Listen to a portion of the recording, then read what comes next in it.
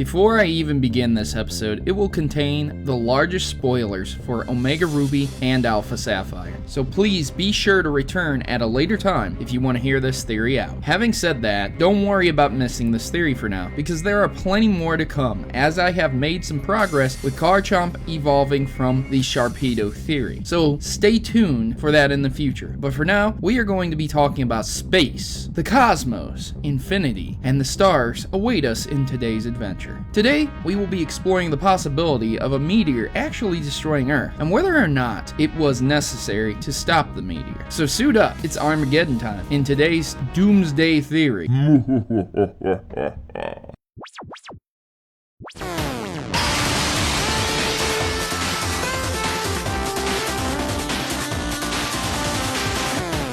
The end is near. Destruction is coming. It's time to do what you've always wanted to do before you die. So go tell your best friend that you love him or her, go bungee jumping or whatever it is that you just want to do. Just do it, because there is a meteor that is going to wipe us all out. Or is there? I'm curious as to why people were not reacting in the Doomsday event fashion, as it did indeed seem like the end of the world. But people in the Pokemon world seemed quite calm. In fact, they seemed like really it was just another day during the moments before Earth was to be destroyed. But perhaps they know something we didn't. Perhaps the meteor on track with Earth was not going to destroy us at all. And perhaps TeknoAXE was in it. Bum bum ba. Yes, the answer is yes. TeknoAXE was in the meteor. Pretty obvious. However, was that meteor going to actually destroy Earth or not? There have been many cases where meteors have hit Earth, from the dinosaurs to meteors that predate history. More recent ones hit places like Russia and Australia, leaving huge impacts behind. It's clear to see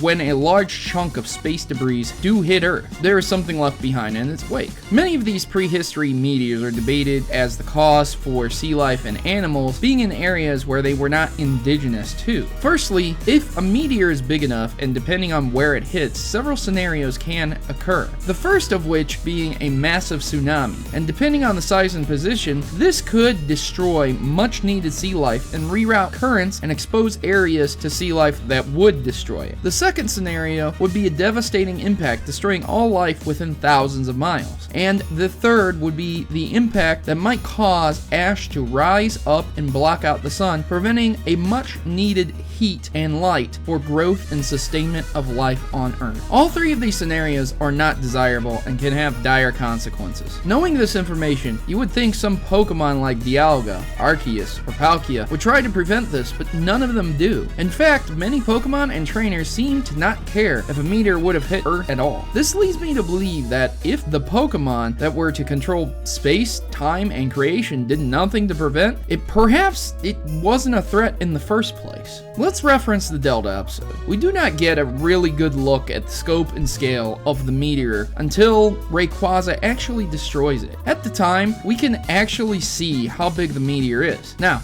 I don't much like using math in my theories, but I guess I will have to take page out of the game theorist playbook here. But then I would have to be a kooky guy with lots of puns and a wacky silly video. And I'm not too wacky kooky, and I'm certainly not the pun master, so I guess that wouldn't work for me. On second thought, how about I keep it simple? The science behind things is not important to everyone, so long as you can understand the core concept. Let's start off with the size of Mega Rayquaza. Towering at a staggering 35.5 feet tall, Mega Rayquaza is as tall as a moderate-sized skyscraper. During the Delta episode, in which Mega Rayquaza destroys the meteor, he is seen at full length piercing the meteor like a bullet. Taking this into account, we can apply his size to the meteor itself and get a sort of scale. Again, not going full Matt Pat here. I don't need to know the exact size and scale of the meteor to discover if it could destroy Earth or the Hone region alone. So looking at the position of Rayquaza, we can take the scale and size of the Pokemon and apply it to the meteor and get roughly 75 feet by 75 feet. And even though we don't get the best views, we can assume that it is around 75 by 75 by 75 feet, making it a massively huge meteor.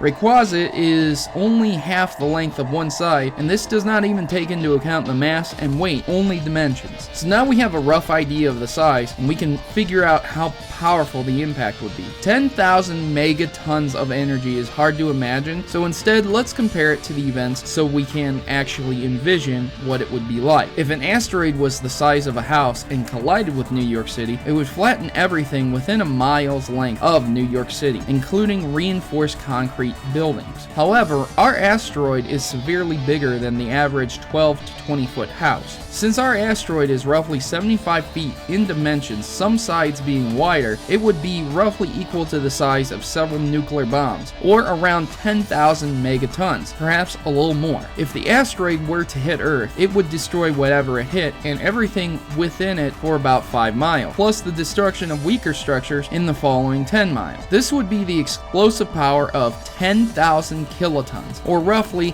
10 to 20 megatons. And to put this in perspective, the Hiroshima nuclear bomb was only 20 kilotons of explosive energy. That is the equivalent of a more refined payload of nuclear bombs created today. If a meteor were to hit Earth with this power, it would destroy half of the United States from ground zero to all major and minor cities would be gone on either the eastern or western coast, depending on the impact site. Taking that information and applying it to the region Hone is based on, Kyushu, we can find the area of this location and apply it with the power of the meteor. Kyushu is roughly 35,640 square kilometers, or 13,760 square miles. The United States are roughly 3.806 million square miles. Taking half of that, the meteor's impact would destroy roughly 1.403 million square miles. So that would mean the entirety of Hone would have been destroyed if the meteor had fallen, right? Well, that is correct, but it isn't just solid ground, which means if the meteor did hit, no matter where, since there was so many islands and so much water, it would have caused one of the, if not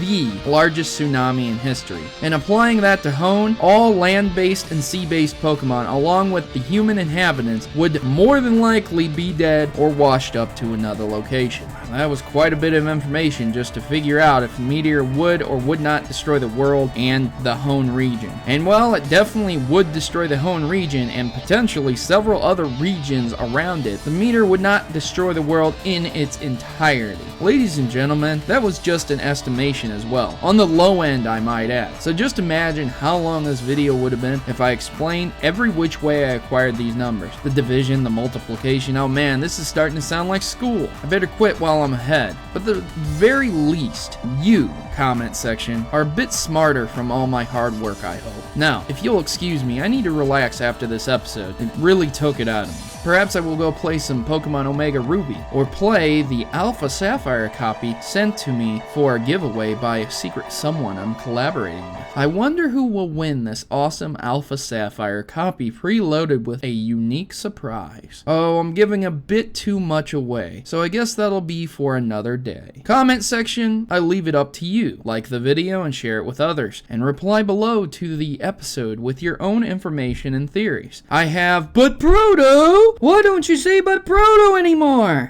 Well, that's an easy one. My theories recently haven't required me to. But don't worry, comment section. It'll return soon in the next week's theories. Thanks for watching, and happy gaming. Thanks for watching my video and making it to the end. If you want to see my theories a day early, make sure to head over to my Patreon, where donators get a day early viewing of my newest theories. And follow me over on Twitter to see my updates about certain videos and access to some cool unlisted hidden content as well. If you don't have Twitter, I am on Tumblr too, so be sure to check out my videos on your preferred social networks, or subscribe here on good old YouTube. I've been on YouTube for a while now, and I don't plan on going anywhere soon, so I hope you keep supporting me by liking the video and sharing it where you can on Facebook or Twitter or other forums as well. Thank you again for taking a bit of time out to support me, and I hope to see you here next time on Pokemon Theory. Please note that in all my videos, if I use images from Google, that I do not own any of those images, and all images obtained from Google are owned by their respective owners and copyrights. So please remember this when watching my Pokemon Theories. Thanks.